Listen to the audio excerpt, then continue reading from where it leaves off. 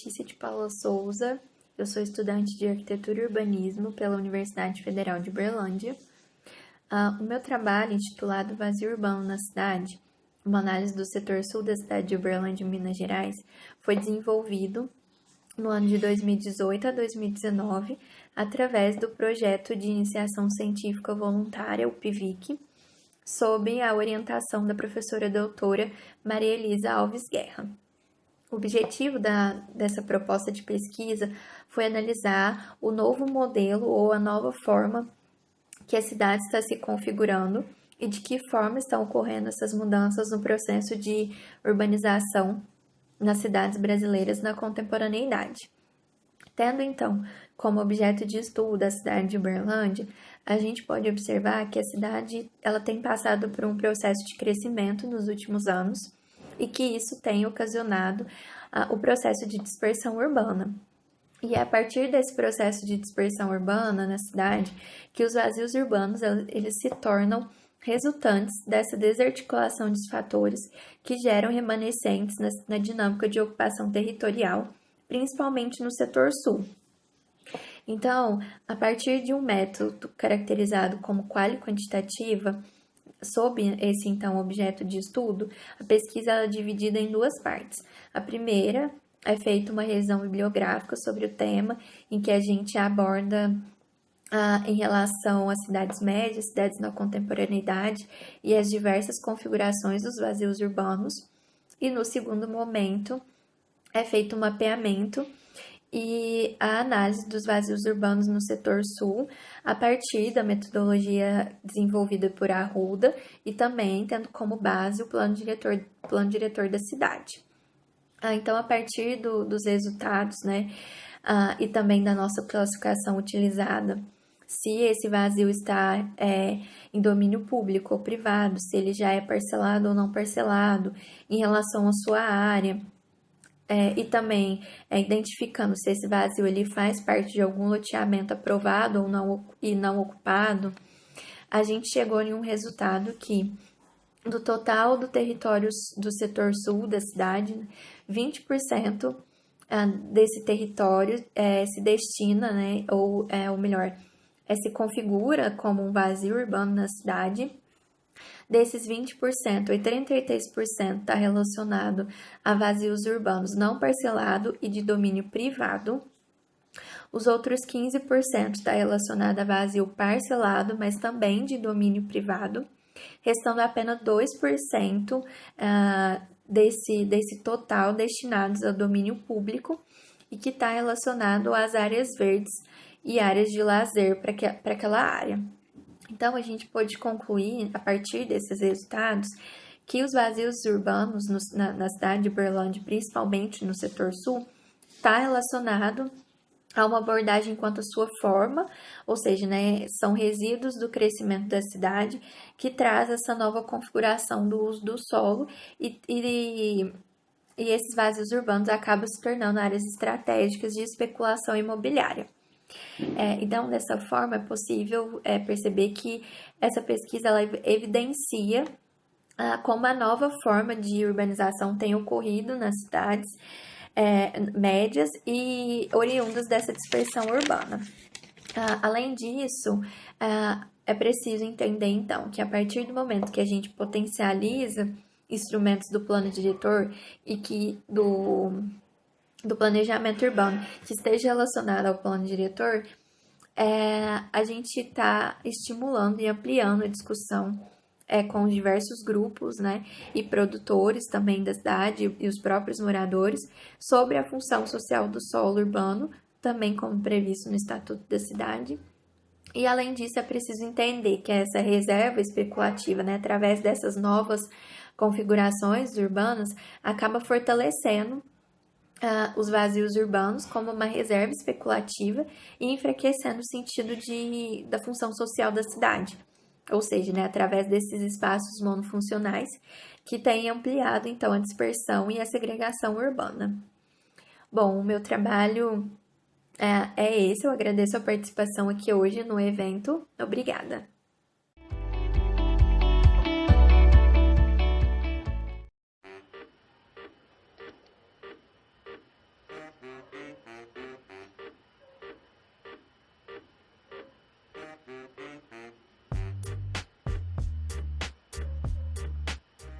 Espaços vazios, entregues ao abandono. Por vezes se camuflam na paisagem, tornando-se invisíveis aos olhos da sociedade, o que acarreta numa ausência de apropriação plena, seja por escassez de estrutura física adequada e falta de interesse ativo, ou esquecimento do valor histórico desses territórios. Essas são algumas das características dos chamados interstícios urbanos, espaços livres residuais de escala reduzida, geralmente localizados em centros urbanos, cuja malha se expande de forma orgânica. Esses pequenos vazios que vão teoricamente sobrando no tecido urbano são a materialidade espacial da desconexão do ser humano com a cidade. Porém, a característica mais positiva dos interstícios é o seu grande potencial latente de ocupação, transformação e ressignificação dos espaços, assim como da vida pública. Por meio de intervenções, torna-se possível reestabelecer o vínculo entre pessoa e território, ativando a cidade numa escala de proximidade com o usuário, de maneira sustentável e social. Jundiaí está localizada a aproximadamente 50 km da capital São Paulo e possui cerca de 370 mil habitantes. Tem um ótimo posicionamento logístico e cresceu junto com a expansão ferroviária do estado, cujo na cidade teve como berço o bairro da Vila Ares. A consolidação da ferrovia trouxe consigo a implantação de diversas empresas na região, transformando o referido bairro no parque industrial do município na época. Porém, com a consolidação do centro expandido e dos modais rodoviários, a Vila Ares perde sua força industrial e mercantil perante a população. O berço de Jundiaí ganha então a função de território de passagem, sendo porta de entrada e saída para os trabalhadores que realizam movimentos pendulares por meio das conexões modais posicionadas na região.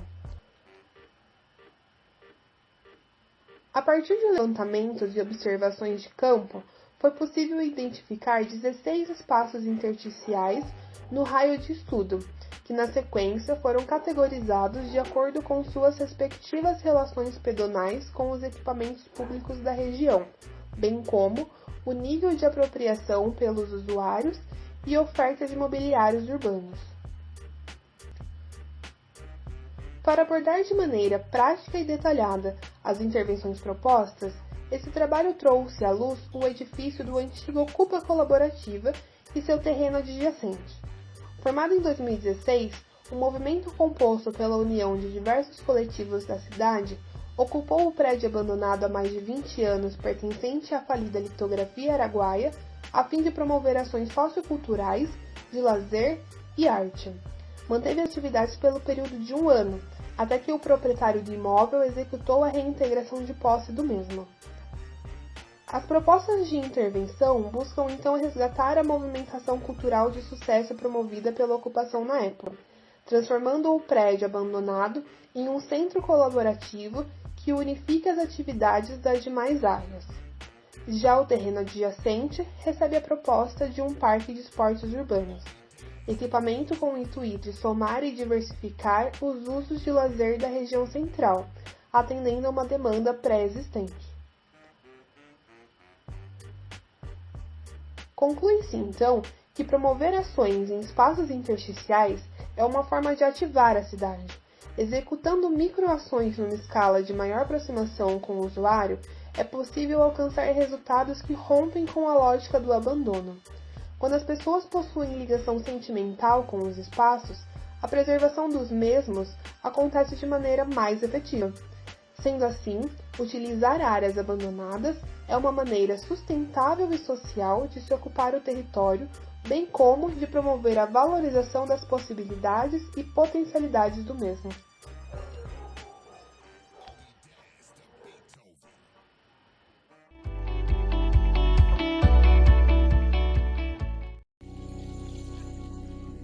Boa tarde, eu sou Rodrigo Silva, mestrando do Programa de Pós-Graduação em Arquitetura e Urbanismo da UFRN, e junto com a professora Ruth Maria da Costa Taide, do Departamento de Arquitetura e Urbanismo, escrevi o artigo Requalificando os Espaços Livres Públicos, uma proposta para as vias da Redinha, Natal, Rio Grande do Norte. O mesmo foi desenvolvido a partir do meu trabalho de conclusão de curso intitulado Do Outro Lado do Potengi, uma proposta de articulação dos espaços livres da Redinha Velha. A chamada Redinha Velha faz referência à parte do bairro da Redinha, localizado na região norte do município de Natal, onde hoje se localiza a praia de mesmo nome.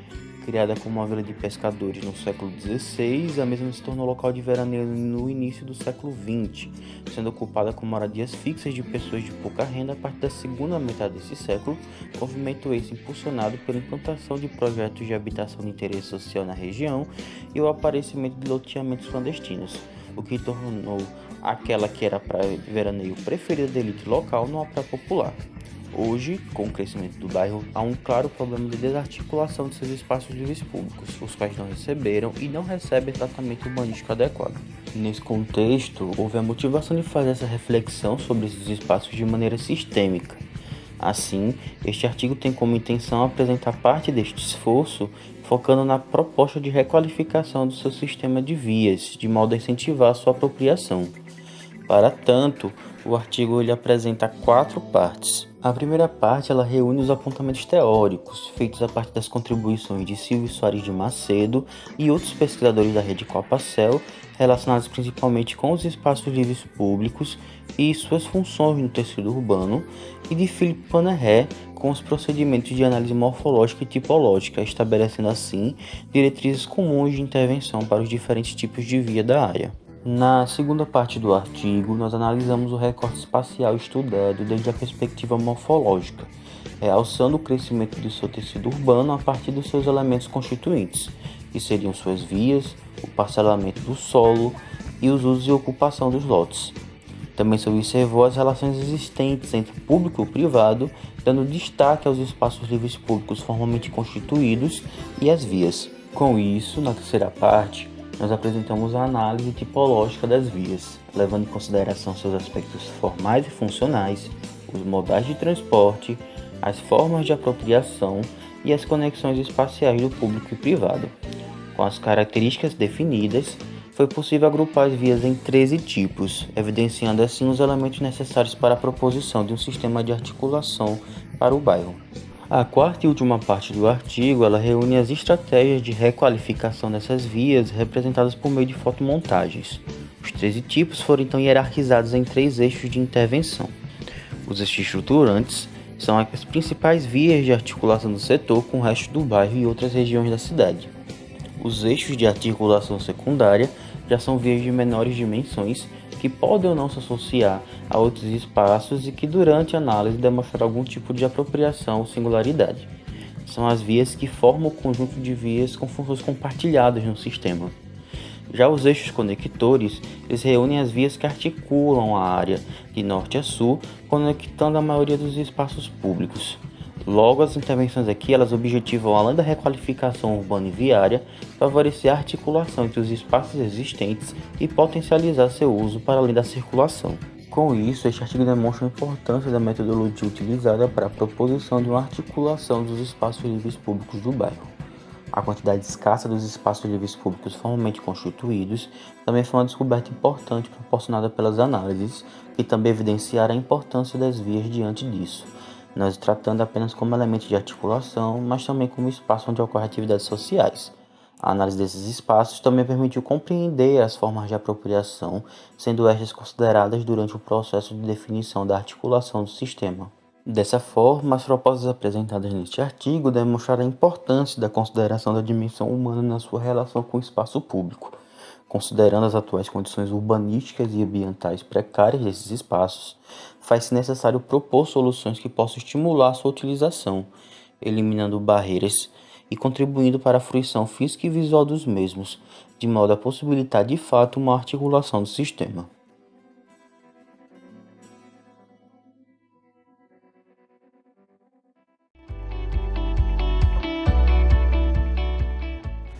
Boa tarde, meu nome é Jonatas Magalhães Pereira da Silva. Esse trabalho foi desenvolvido junto com as iniciações científicas, né, desenvolvidas pela Isabela Ferreira e pela Tainá Isabela Silva. O título é Novas Estratégias de Localização da População de Baixa Renda, esse é o grande foco da pesquisa, e para isso a gente analisa a transformação da paisagem, tomando os municípios do Alto de Cabeceiras entre 2006 e 2016, como foram as transformações. Bom, como já foi dito, o grande objetivo da pesquisa é a caracterização da localização dos assentamentos precários, então caracterizar como se transformou essas localizações ao longo do período estudado, 2006-2016. O que a gente apresenta aqui são os primeiros passos, então o método ele toma a cartografia como um instrumento de análise, ele procura identificar onde ocorreram as transformações morfológicas na cidade, ou nessas cidades que estão sendo estudadas,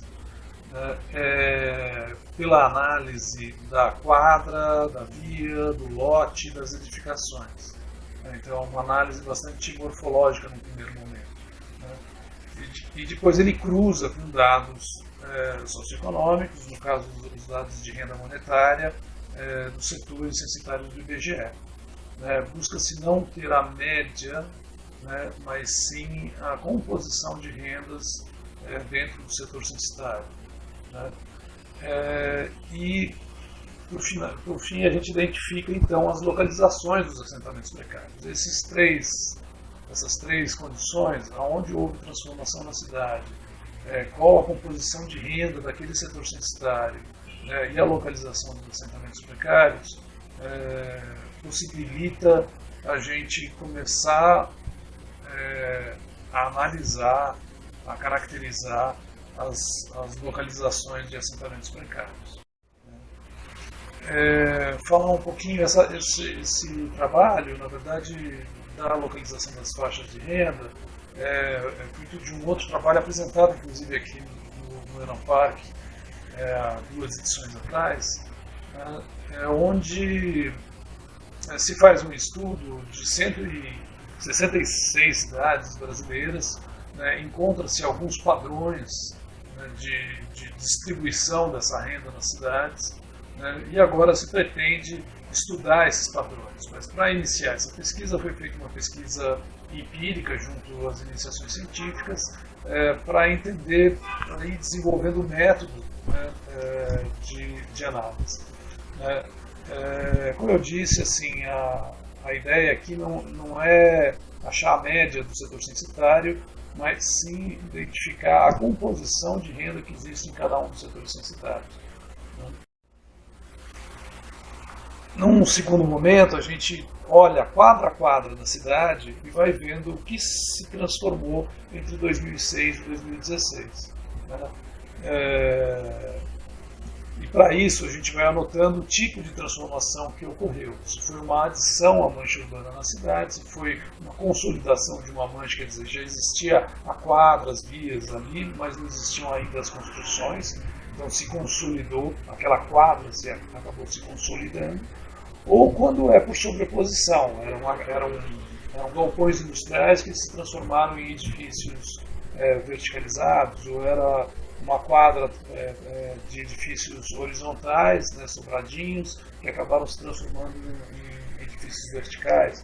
A gente vai percebendo que é junto às áreas centrais que acontecem mais as sobreposições, é junto às áreas de borda da urbanização que ocorrem a adição, com saltos ou não. A gente ainda fez essa distinção aqui. E daí a gente buscou alguns métodos para tentar localizar o que a gente chama de assentamentos precários. As primeiras tentativas de fazer isso foi feito lá no plano de habitação de 2007. A gente tenta seguir aquele modelo, dá algumas distorções. A gente está vendo um amarelão ali onde é na realidade o aeroporto de Guarulhos. E passa então a entender o que esse mapa consegue nesses novos assentamentos precários, os azulzinhos aqui colocados, eles estão, de certa forma, localizados mais próximos da área central de Guarulhos, por exemplo. E quando a gente pega as faixa 1, faixa 2, faixa 3 do Minha Casa Minha Vida, por exemplo, que foram executadas nesse período, a gente percebe que as faixas 1, né, que são as faixas de até R$ 1.800, né, de renda monetária, estão localizados lá longe, né, da área central. Né. Essas são os primeiros resultados da pesquisa, que na verdade continua buscando agora caracterizar como são como é que é a caracterização dessas novas localizações dos assentamentos. Muito obrigado pela audiência virtual.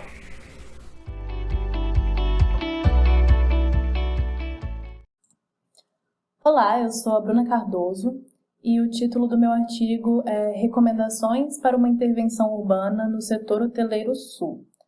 Esse artigo faz parte do meu trabalho final de graduação da FAUNB, que foi orientado pela Bruna Cronenberger. Ela me ajudou muito nesse projeto.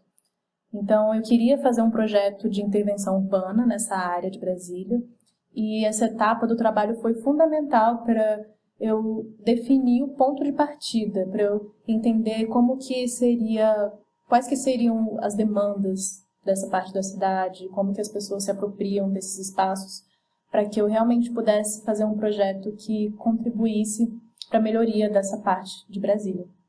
Então, para eu chegar nessas recomendações, eu utilizei o método da Gabriela Tenório, que ela descreve na tese de doutoramento dela. Esse método consiste em 5 etapas, que são o conhecimento do objeto de estudo, o levantamento da vida pública, a avaliação da vida pública, a avaliação do espaço público e, em seguida, as recomendações. Então, olhando para o setor hoteleiro sul, ele tem uma localização bem privilegiada no centro de Brasília. Ele fica perto de pontos importantes para a cidade, como a rodoviária, o CONIC, o setor hoteleiro sul, a torre de TV, o parque da cidade. E também é muito bem abastecido de transportes públicos. Aqui em azul tem as estações de metrô e em rosa são os pontos de ônibus. Essa área também tem uma importância histórica para a cidade, porque ela fica localizada no conjunto urbanístico tombado de Brasília. Então, o Lúcio Costa pensava para essa área como ela fazendo parte da escala gregária do plano piloto de Brasília. Então, a escala gregária ela consiste nesses setores que têm esse caráter de centro de cidade mesmo. Então, seriam setores com uma vida urbana ativa e locais bem propícios ao encontro. Então, em novembro de 2019, em um dia comum de semana, sem chuva, eu fui fazer o levantamento da vida pública. Então, eu escolhi 7 pontos do setor para fazer o levantamento de passagem de pessoas. E aqui em amarelo foram os pontos que eu escolhi para fazer os mapas comportamentais, para entender como que acontece a atividade de permanência no setor hoteleiro sul. Então, com o levantamento, eu vi que não são muitas pessoas que passam por lá. A atividade de passagem é a principal atividade que acontece lá, mas ainda assim, não são muitas pessoas que passam por lá. E a circulação é bem periférica mesmo, as pessoas elas se direcionam para fora do setor, principalmente. Então, fazendo a avaliação do espaço público e da vida pública, eu notei que esse setor apresenta alguns problemas que são comuns a outros setores centrais de Brasília, como o esvaziamento também fora do horário comercial. E ele tem esses espaços, vários espaços livres que não têm uso muito bem definido, então isso dificulta muito a apropriação das pessoas por esses espaços. O que acontece muito é que as pessoas acabam estacionando os carros nesses locais que viram estacionamentos informais e depois essas pessoas se direcionam para fora do setor para fazer outras coisas. E a atividade de permanência praticamente não acontece. somando as duas pequenas praças que tem dentro do setor, elas têm uma configuração como essa da foto, as pessoas realmente não permanecem, porque eu contei 3 pessoas somando nas 2 praças o dia inteiro. Então, eu vi que as atividades dentro do setor hoteleiro sul acontecem principalmente nos espaços privados. E a partir da aplicação do método, eu cheguei em 6 recomendações principais do projeto que iam me guiar no projeto que eu fosse fazer depois, que seriam propor uma maior variedade de usos, incluindo o uso residencial, aproveitar o potencial construtivo do setor, melhorar conexões internas e com o entorno, propor espaços públicos qualificados, melhorar a relação público-privado com fachadas ativas no térreo e colocar o pedestre como prioridade, desincentivando o uso do automóvel. Então, a partir dessas recomendações, eu procurei fazer um projeto que tornasse essa parte da cidade mais viva, mais diversa, mais propícia ao encontro, para que essa área realmente pudesse cumprir esse papel de gregário dentro da escala gregária do Plano Piloto de Brasília.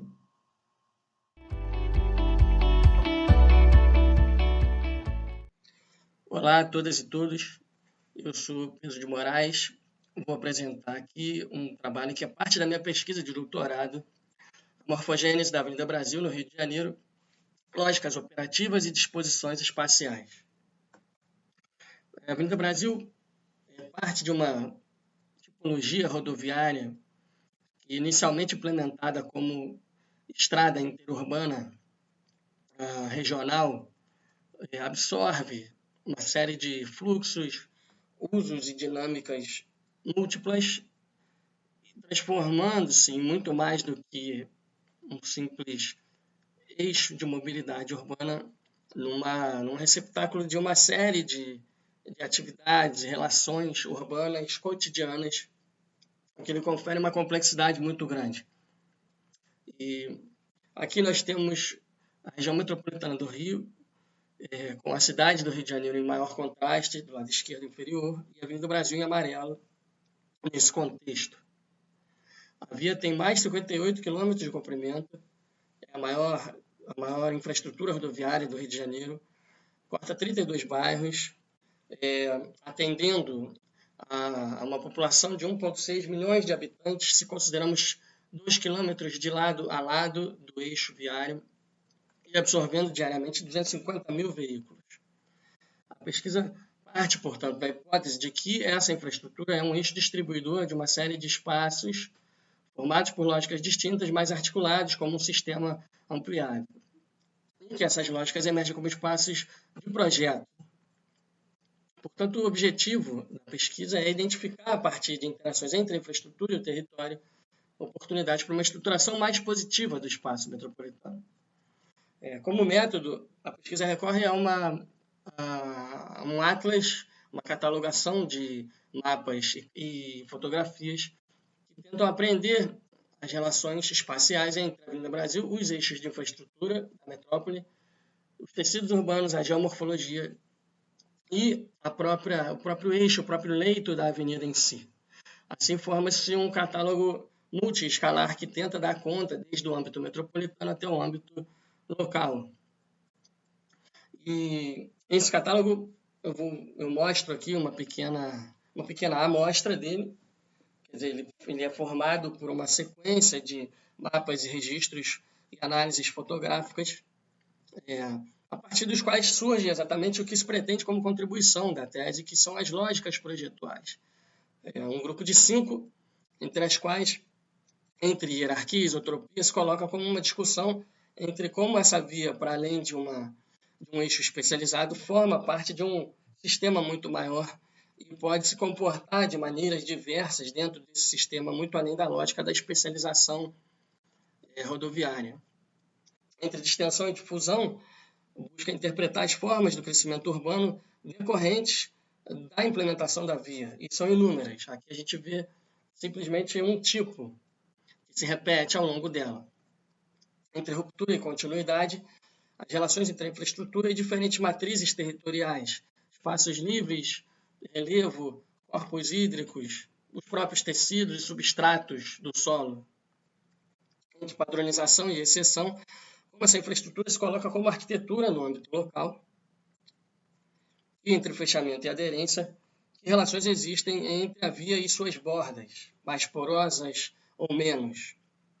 E, por fim, reflexões que surgem dessa discussão, como engendrar modelos de gestão que integrem o planejamento territorial, planos diretores e projetos locais, de que maneiras se podem coordenar e integrar âmbitos muito especializados e compartimentados em geral, de que maneira o planejamento e o projeto podem absorver e dialogar as táticas do dia a dia de populações desatendidas pelos poderes públicos, de que maneira os parâmetros urbanísticos e edilícios, ao invés de se restringirem a delimitações administrativas e ao zoneamento, podem dialogar com complementaridades e necessidades das redes metropolitanas, e como se podem flexibilizar normatizações de maneira que as relações indicadas pelo funcionamento da metrópole real oriente as políticas e os projetos urbanos. Obrigado.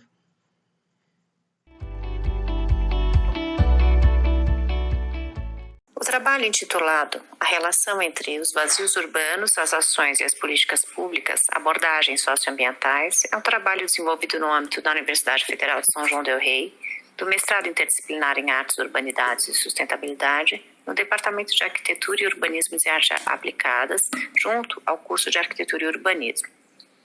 Os estudos analisados nessa pesquisa foram os de Caxambu e Varginha, no sul de Minas, compreendidos em pequena e média escalas, buscando-se explorar as políticas públicas desenvolvidas para esses municípios. As pesquisas acerca dos vazios não são recentes, existindo de fato há algumas décadas, porém procurou-se abordar os estudos relacionados à temática dos vazios a partir da década de 90. A principal problemática deste artigo refere-se ao levantamento de ferramentas legais e questões políticas tangentes aos municípios estudados, assim como a observação de legislações também inerentes ao uso e atribuição da terra. Ainda que na atualidade haja avanços em termos políticos ambientais relacionados a essas áreas urbanas, os vazios, as desigualdades e as perdas econômicas culturais de uma transição tardia do rural para o urbano no Brasil têm favorecido mais perdas que ganhos. Dizemos isso por conta das perdas de conhecimentos e práticas relacionadas ao cultivo alimentar, rural e florestal, que nas cidades pareceu ser sem sentido, desvalorizado como água ao leio à vida urbana. Mesmo o paisagismo, tema relevante do modernismo brasileiro, tem papel mais acentuado em certas metrópoles do que em outras, sendo pouco investido ou reconhecido em grande parte das cidades médias e pequenas, como é o caso das cidades estudadas. Considera-se, então, como questões principais os papéis da incorporação e especulação imobiliárias, configurando-os como fatores determinantes no esvaziamento de áreas urbanas. Não há planejamento urbano sem ações ou políticas públicas. Atualmente, as políticas públicas podem ser compreendidas como instrumentos de reivindicação para o desenvolvimento urbano e sua transformação paisagística, orientando e atendendo anseios populacionais, ainda que lentamente. O entendimento e tratamento dos vazios, edificados ou não, independente de salvaguarda das áreas de relevância ambiental ou de crescimento urbano, dificulta a compreensão da urbanidade ambiental e de coesão social, capaz de mesclar identidades e conservar memória para produzir futuro. A constatação da existência de grande porcentagem de espaços residuais na malha urbana de Caxambu e Varginha impulsionou a pesquisa para estudo das políticas públicas locais, planos e ações de manutenção de espaços vazios. No município de Caxambu, a questão dos vazios é complexificada dada a condição geomorfológica urbana, de integração ao circuito das águas, configurando-a como o maior complexo hidromineral de águas carbogasosas do mundo, com lençol freático superficial em quase toda a área central. Essa condição inviabiliza seu adensamento vertical, colocando uma situação de confronto e descompasso com interesses urbanos centrais e expansão espraiada. Seu adensamento central é proposto no Plano de Desenvolvimento Econômico do município, de 2019. Ainda que possua grandes áreas consideradas vazias em seu perímetro urbano, o plano diretor do município as considera como áreas de preservação permanente ou áreas de proteção ambiental, como áreas não edificantes, tendo em vista sua proximidade com o Parque das Águas Dr. Lisandro Carvalho Guimarães, localizado na área central, propondo sua ampliação. Há um claro descompasso e refutação de uma política em relação à outra. Entende-se que o plano de desenvolvimento econômico do município é contrário ao que prega o plano diretor municipal e deveria ser regido em consonância com ele. Varginha também é uma cidade situada no sul de Minas Gerais. Possui um projeto de lei de hortas urbanas comunitárias semelhante a outras leis presentes em várias cidades brasileiras e internacionais, para ocupação temporária em lotes vagos. Apresentamos no artigo como sendo um dos vários usos sociais que os vazios podem ter. Os resultados estão nos estudos de caso por meio de análise das suas ações e práticas. Enquanto Caxambu possui políticas públicas pautadas em questões ambientais, Varginha tem como foco políticas urbanas de ocupação territorial para manutenção de lotes ociosos. Essas políticas têm em comum a ocupação do solo urbano, nacional e internacional, como na cidade norte-americana de Detroit, também apresentada no artigo. Concluímos que a participação, interação e reivindicações populares impacta diretamente no processo de implementação de leis e na transformação da paisagem urbana, além de que a discussão acerca dos vazios urbanos estão cada vez mais sendo evidenciados neste período de pandemia, como observado nos temas semelhantes submetidos a este e outros congressos.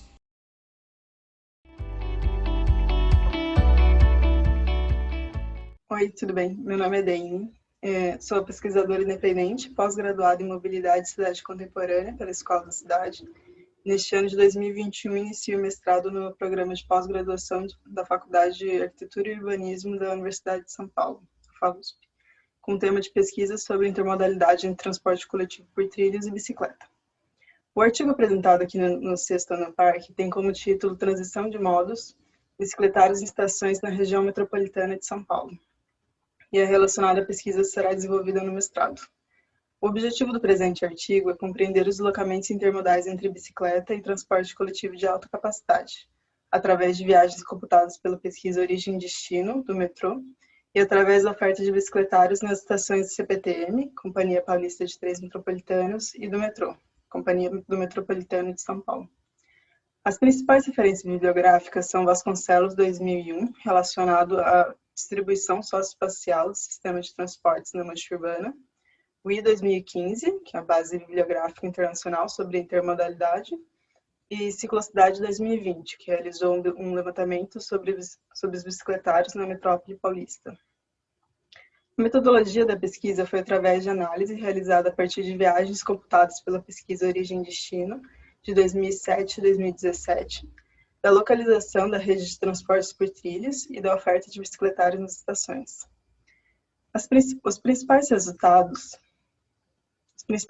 da pesquisa sobre as viagens são que, nesses 10 anos, o aumento das viagens intermodais entre bicicleta e outros modos foi superior às viagens apenas de bicicleta, sendo que a intermodalidade com os trilhos apresentou maior crescimento. A faixa de renda dos usuários que realizam intermodalidade de transporte coletivo por trilhos e bicicleta era majoritariamente de menor poder aquisitivo em 2007. E em 2017, houve crescimento entre as faixas mais altas, indicando um novo público realizando intermodalidade. Sobre a provisão de bicicletários, nesse período de 10 anos, houve ampliação da oferta de bicicletários impulsionados pela legislação, que a partir de 2006, tanto no âmbito estadual quanto municipal de São Paulo, consolidou os bicicletários como parte integrante do sistema de transporte coletivo. A maioria dos bicicletários estão posicionados em estações de CPTM, que estão localizadas nas bordas da mancha urbana, e com exceção de todos são operados pela própria companhia. A maioria dos bicicletários em estações do metrô são operados pela iniciativa privada e localizados na região de moradia da população de maior renda, no setor sudoeste do município de São Paulo. Algumas viagens intermodais computadas pela pesquisa Origem e Destino 2017 têm distância maior que o raio acessível ideal aos bicicletários, apontando que longas distâncias são percorridas para acessar a infraestrutura. A legislação é proponente com a intermodalidade, coerente no diálogo com o planejamento de transportes com o planejamento urbano, e aos poucos propõe o uso da bicicleta como opção de transporte, para além do lazer servir para o deslocamento diário. Por fim, os deslocamentos intermodais de bicicleta e transporte coletivo de alta capacidade cresceram pela consolidação legal dos bicicletários em estações e pela provisão da infraestrutura, mostrando que viagens se tornam viáveis por facilidades ofertadas. A relevância da pesquisa reside na compreensão da oferta de bicicletários em estações na mancha urbana e como as viagens intermodais entre bicicleta e transporte coletivo de alta capacidade são realizadas. Ainda considerando que a maior parte da bibliografia existente sobre a primeira e última perna é originária de países desenvolvidos, esse artigo contribui no conhecimento em países em desenvolvimento, como base para futuras pesquisas. Tabelas, mapas e mais informações sobre a pesquisa podem ser acessadas no artigo. Obrigada pela atenção.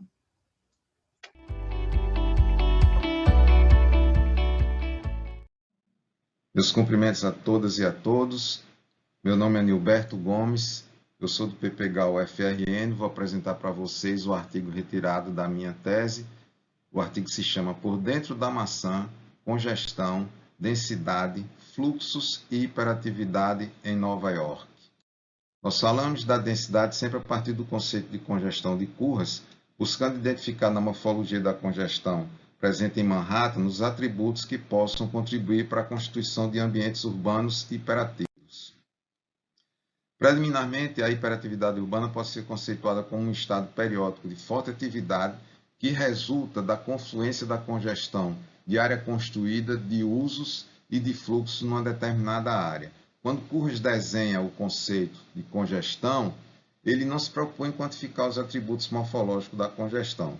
Nós quantificamos esses atributos através de 4 índices. O índice de construção, que nos dá o potencial construtivo, a área construída, se relaciona com a área construída, o índice de ocupação do solo, o índice de espacialidade, que se relaciona com a ocupação e com o espaço livre da área, e o índice de forma urbana, que nos revela o grau de verticalização dessa área. Esses índices foram calculados para 300 quadras, 2.216 lotes nessas 4 áreas da ilha.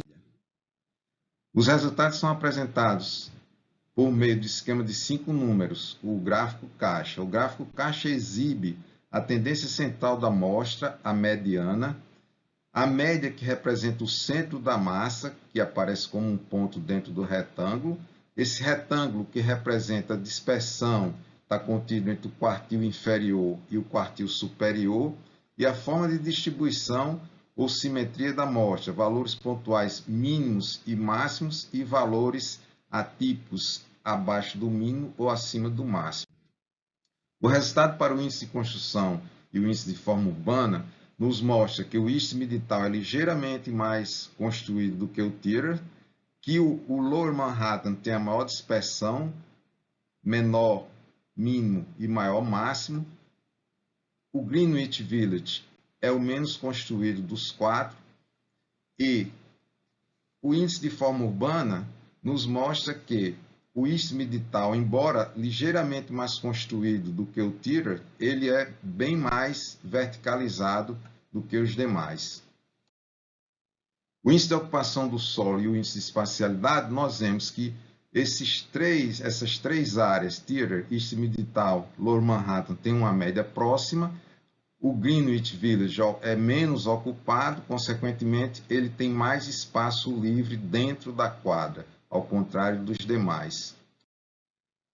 Nesse caminho da congestão para a hiperatividade, com o intuito de olhar, além do meramente morfológico, de enxergar a simultaneidade dos acontecimentos, nós apresentamos trabalhos que tratam de 2 variáveis, a dinâmica populacional em Manhattan e a corrida de táxi em Nova York. Nós consideramos essas variáveis interagentes como sinais característicos da situação de congestão. Como sintomas epimorfológicos da hiperatividade, o prefixo ep, representando ou exprimindo a ideia de por cima de, sobre, por fora de. Os resultados nos apresentam o seguinte: nós vemos que nas áreas mais congestionadas de Manhattan, East Midtown, Theater e o Lower Manhattan, nós temos uma dinâmica populacional mais forte e um número de corridas de táxi mais elevado também. Isso nos faz vislumbrar que esses são ambientes urbanos hiperativos, né? E nós refletimos da seguinte maneira: já que essas áreas são intencionalmente adensadas, que o caleidoscópio de atividades e usos são bem-vindos, nós perguntamos o quanto o farmaco da cidade ativa de Jacobs, largamente adotado nas últimas décadas, poderá conduzir a uma passagem da hiperatividade urbana à saturação. Deixamos essa reflexão. Agradecemos a atenção e muito obrigado.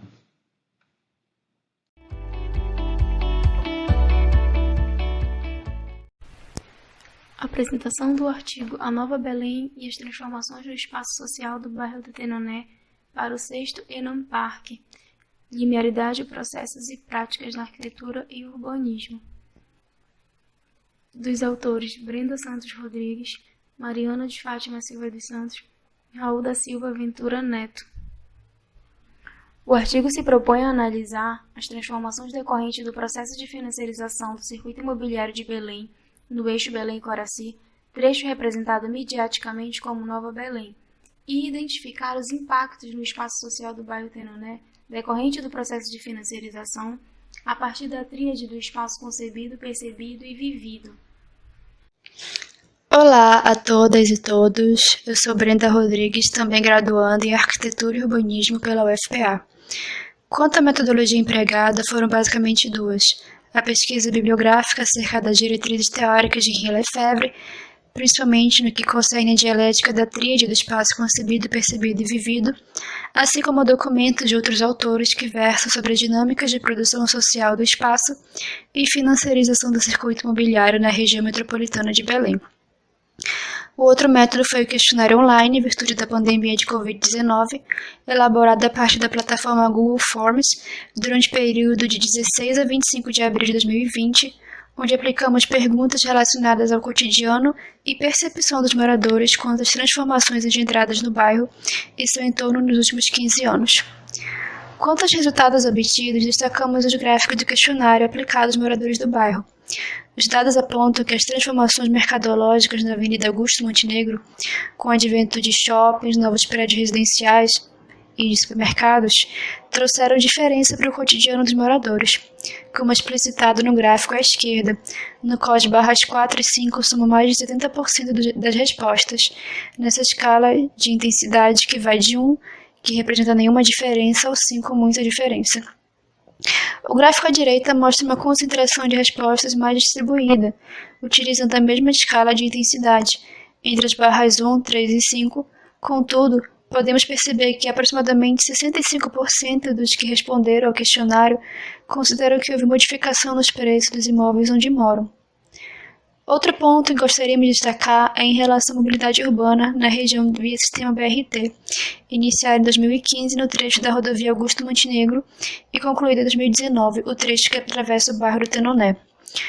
Os dados apontam que aproximadamente 60% dos entrevistados classificaram a mobilidade urbana de ruim a péssima, representada pelas barras 1 e 2, antes do BRT. Com a conclusão do BRT, esse percentual subiu para aproximadamente 65%, também representada pelas barras 1 e 2.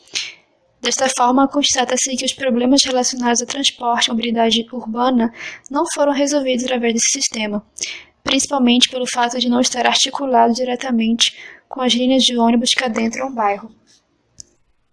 Com isto, conclui-se que a expansão imobiliária das grandes incorporadoras nacionais tem sido responsáveis por alterações no espaço social, mesmo em espaços que não sofreram diretamente com a expansão imobiliária. Essas alterações vêm redefinindo o modo das percepções dos moradores do bairro Tenoné. Além disto, a promoção do fenômeno midiático da Nova Belém beneficia a valorização dos imóveis do bairro, embora haja uma clara desarticulação entre a vida cotidiana no bairro e o espaço que o planejamento oficial e o mercado imobiliário buscam estabelecer. Por fim, a valorização do imóvel se mostra como a principal forma de poupança da sociedade brasileira, e esta condição parece acentuar-se no contexto periférico das grandes cidades. Em tempos de revisão do Plano Diretor Municipal de Belém, se torna fundamental que novas formas de capturar as realidades do cotidiano das regiões periféricas da cidade sejam pensadas e aplicadas durante as audiências públicas que deveriam, ao menos no papel, orientar as concepções do planejamento oficial.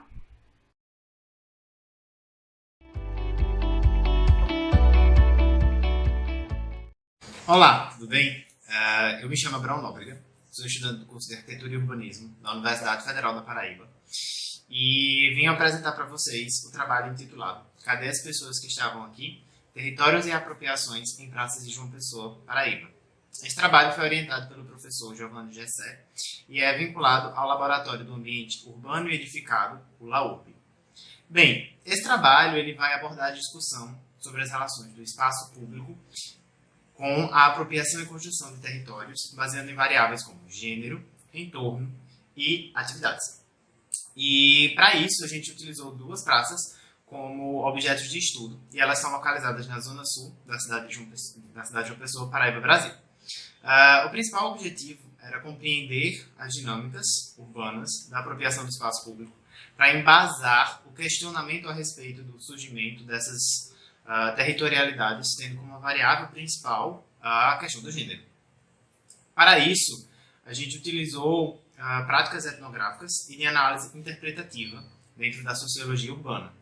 E a gente se estruturou nessas atividades em observação, mapeamento de fluxos, territorialidades e zonas de hostilidade espacial e social. Essas questões que eu estou abordando ficam mais evidentes aqui nas imagens ao lado. As imagens da esquerda são as caracterizadas pelos territórios, tendo como chaves de discussão territórios neutros, no caso, neutros ou mistos, femininos e masculinos. Enquanto as imagens à direita vão falar exatamente dos fluxos masculinos e femininos distribuídos nas praças. Isso também é muito caracterizado uma interação passiva dentro da pesquisa, onde a gente se integrava ao contexto para que não houvesse nenhum tipo de inibição ou algo semelhante por parte dos usuários, porque não fazia parte do planejamento interferir no modo como os espaços eram utilizados pela sua população. E dentro das nossas avaliações ficou bem evidente algumas características que são relacionadas dentro do contexto, tanto a qualidade do espaço urbano com a construção dos territórios. A primeira delas, a gente vê uma relação muito forte entre a iluminação urbana e a distribuição dos territórios, sendo uma característica bem marcada nos 2 objetos estudados. Por quê? As espacialidades mais escuras, elas acabam sendo majoritariamente frequentadas pelo público masculino.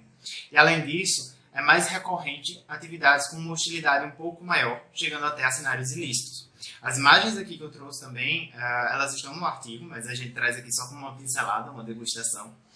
E aqui a gente vê uma relação forte da distribuição dos postes, né, dentro dos espaços públicos e a sua relação entre as zonas de atividades hostis, medianamente hostis ou muito hostis. E essa questão que eu falo da iluminação não vai só na parte de distribuição, né? Ela também é vinculada a uma associação entre paisagismo, dentro que em alguns cenários a gente vê que tem problemáticas com a própria construção do espaço. Também, outra característica que ficou marcada para a gente é uma quantidade maior de espaços masculinos. Quando a gente exclui os espaços que são neutros, a gente vê que há uma maior quantidade de territórios masculinos. E a última pontuação que a gente traz é sobre os fluxos, que a gente consegue também entender que há uma maior quantidade de fluxos masculinos, tanto no sentido de acesso, quanto no sentido de distribuição. Né? Quando a gente exclui uma ideia de espaços mistos e observa mais realmente a questão dos fluxos, é bem evidente essa caracterização de que os homens acabam tendo mais acesso, mais possibilidades de usufruir dos espaços do que as mulheres. E todas essas questões a gente tem uma discussão um pouquinho mais estruturada no artigo. E é isso. Obrigado.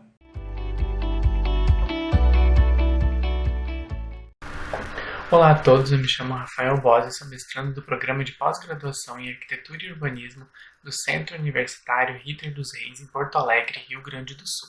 E em conjunto com a Fernanda Lanzarini e a Geisa Bugs, escrevemos o artigo que se intitula O Processo de Revitalização da Orla Sul do Guaíba e seus impactos na apropriação do território.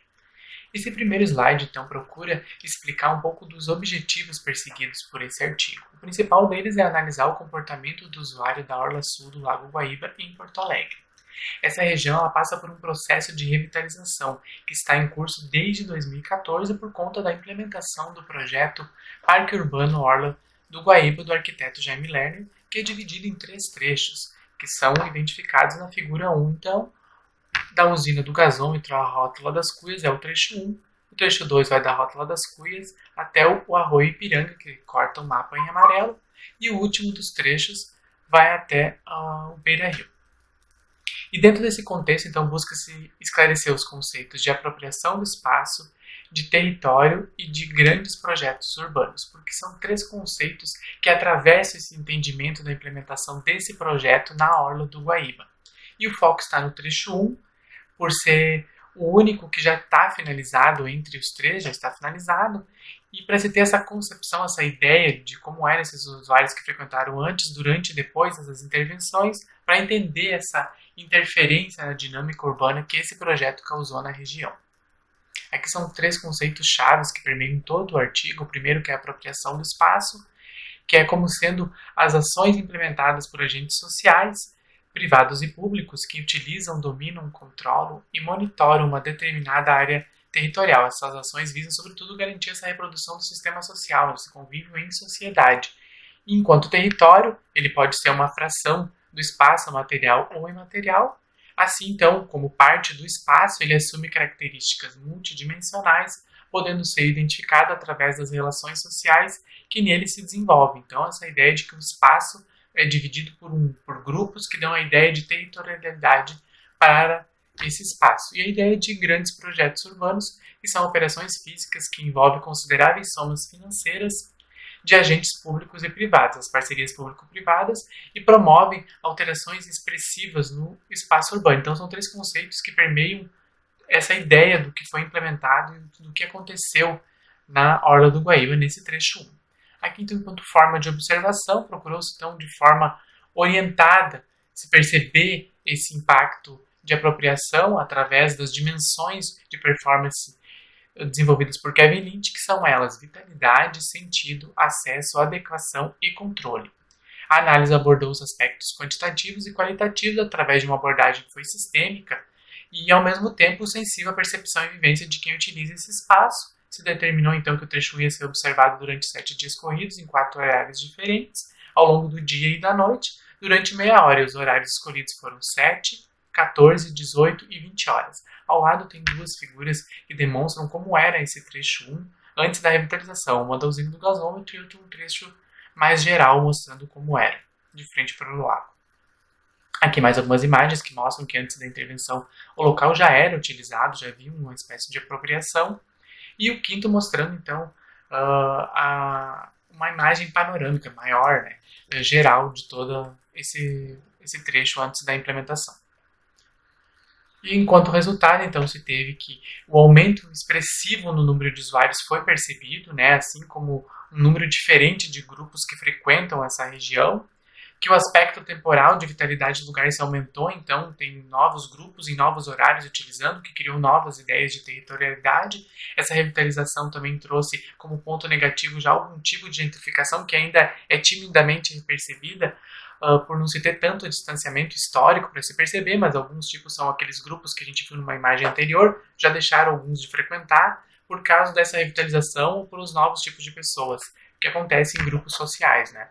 E essa ideia, então, de lazer turístico que transforma o local num produto, que se analisa, então, como esse fenômeno social de se transformar em um local de consumo, a grande interferência que se tem nesse local, né, que transforma muito. E aí a figura 6 mostra como ficou o trecho depois da intervenção, e a figura 7, então, demonstra a quantidade massiva de pessoas que utilizam esse lugar, principalmente, segundo as observações, no domingo à tarde para ver o pôr do sol. E por último, então, se destaca que esse local se tornou um local de excepcionalidade para o Rio Grande do Sul, né, e para a capital, para a região metropolitana, se popularizou muito rápido, com uma velocidade acelerada, até mesmo pelas redes sociais, que virou um cartão postal para se tirar fotos. E essa ideia de valorização do entorno, que acabou trazendo essa segregação social, né, através dessa mercantilização do espaço, acabando transformando um local mais privado, muitas vezes, com uma perspectiva democrática pequena, até mesmo a implementação do projeto, né, que, como diz o artigo, não teve muita participação popular, então se distanciou um pouco dessa ideia de cidade mais igualitária, que era que o projeto deveria trazer para a cidade. Eram esses resultados. Muito obrigado.